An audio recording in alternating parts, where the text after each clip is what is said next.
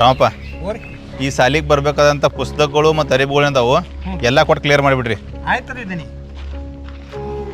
ಧನ್ಯರ ನಿಮ್ಮ ಜೋಡಿ ಸ್ವಲ್ಪ ಪರ್ಸನಲ್ ಮಾತಾಡ್ಬೇಕಿತ್ರಿ. ಹೌದ್ರಿ ರಾಮಪ್ಪ ಹೇಳಿ ಮೇಡಮ್. ಧನ್ಯರ ನೀವು ಪುಸ್ತಕಗಳನ್ನ ಓದಿ ಭಾಳ ವಿಷಯಗಳನ್ನ ತಿಳ್ಕೊಂಡಿರಿ ಅಂತ ಹೇಳಿ ನಿಮ್ಮ ಹತ್ರ ಒಂದು ಕ್ವಶನ್ ಕೇಳಬೇಕು ಅಂತ ಅನ್ಕೊಂಡಿನಿ. ಮೇಡಮ್ ನಾನು ನಿಮ್ಮಷ್ಟೇ ಮೇಧಾವಿ ಅಲ್ರಿ, ಆದರೂ ತಿಳಿದಷ್ಟು ಹೇಳ್ತಾನೋ ಕೇಳ್ರಿ. ಹೆಂಗೆ ಕೇಳೋದು? ಹಾಂ, ಒಂದು ಹುಡುಗಿ ಒಂದು ಹುಡುಗನ್ನ ಭಾಳ ಪ್ರೀತಿ ಮಾಡ್ತಿರ್ತಾಳ. ಅವಂಗ ತನ್ನ ಪ್ರೀತಿನ ಹೇಳ್ಬೇಕಂತ ಹೇಳಿ ಒಂದು ಐಡಿಯಾ ಮಾಡ್ತಾಳ. ಏನು ಐಡಿಯಾ?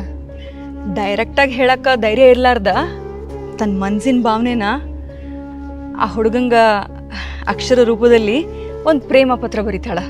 ಈಗಿನ ಕಾಲದಾಗೂ ಪ್ರೇಮ ಪತ್ರ, ಲೆಟರ್ ಚಲೋ ಐತಿ, ಹೇಳ್ರಿ.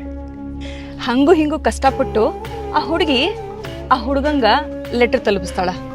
ಆ ಹುಡುಗ ಆ ಲೆಟರ್ನ ತಗೋತಾನ. ಮುಂದೆ ಲೆಟ್ರ್ ಓದಿದ್ಮ್ಯಾಗ ಆ ಹುಡುಗಿಗೆ ಅವ ಉತ್ತರ ಕೊಡ್ಬೇಕಲ್ಲೇನ್ರಿ? ಲೆಟರ್ ತಲುಪೈತಿ ಅಂದ್ರೆ ಓದಬೇಕು, ಓದ್ಯಾನಂದ್ರೆ ಉತ್ತರ ಕೊಡ್ಲೇಬೇಕಲ್ಲ ಮತ್ತೆ. ಕರೆಕ್ಟ್ ರೀ ದನಿ. ಆದ್ರ ಅವ ಹಂಗೆ ಮಾಡತ್ತಿಲ್ಲ.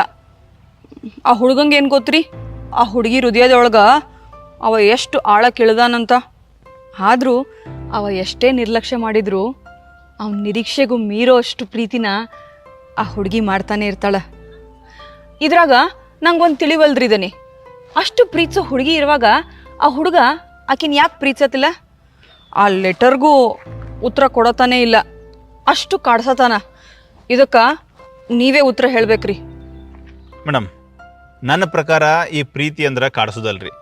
ಪ್ರೀತಿ ಅಂದ್ರೆ ಕಡಿತನಕ ಅಂಗೈ ಒಳಗಿಟ್ಟು ಕಾಪಾಡೋದು. ಅಟ್ರ ಮ್ಯಾಲೂ ಆ ಹುಡುಗ ಅವಳನ್ನು ಕಾಡ್ಸತಾನಂತಂದ್ರೆ ಒಂದು ಅವನಿಗೆ ಆಕಿ ಮ್ಯಾಲ ಯಾವುದೇ ರೀತಿ ಇಂಟ್ರೆಸ್ಟ್ ಇಲ್ಲ ಅಂತಂದ್ರೆ ಅವನ ಜೀವನದಾಗ ಆಲ್ರೆಡಿ ಇನ್ನೊಬ್ರು ಯಾರು ಅದಾರಂತ. ಇನ್ನೊಂದು ಅವ ತನ್ನ ಜೀವನದಾಗ ಯಾವುದೋ ಒಂದು ಪ್ರೀತಿಯಿಂದ ಮೋಸ ಹೋಗಿರ್ತಾನೆ.